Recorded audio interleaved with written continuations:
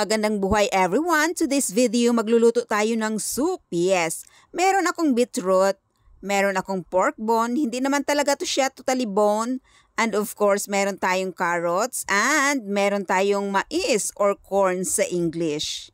So ito ang ating mga sangkap sa araw na ito. Tara, simulan na natin. Dito natin lutuin sa mahiwagang pulang kaldero ko. Siyempre pula maganda. Dito sa pinakulo kong tubig, ilagay natin isa-isa guys. Dahan-dahan lang ang ating mga sangkap. Huwag tayo apura sa buhay dahil sa dahan-dahan lang guys, diyan mo makikita.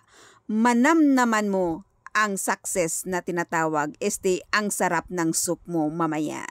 At nalagay na natin lahat guys. So, takpan natin at pakuluan for 2 hours.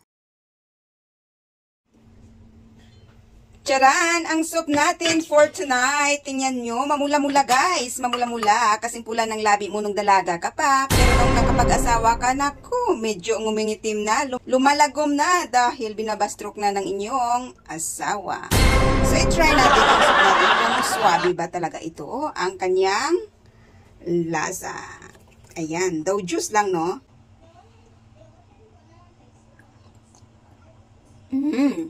Ang sarap. Manamis-namis siya. Malasahan mo yung beetroot talaga, guys. Yung beetroot, malasahan mo siya. At saka yung carrots, lahat na ingredients niya. Kung baga, ang juice ng lahat na ingredients nandiyan na sa soup. So, ang sarap. Very healthy.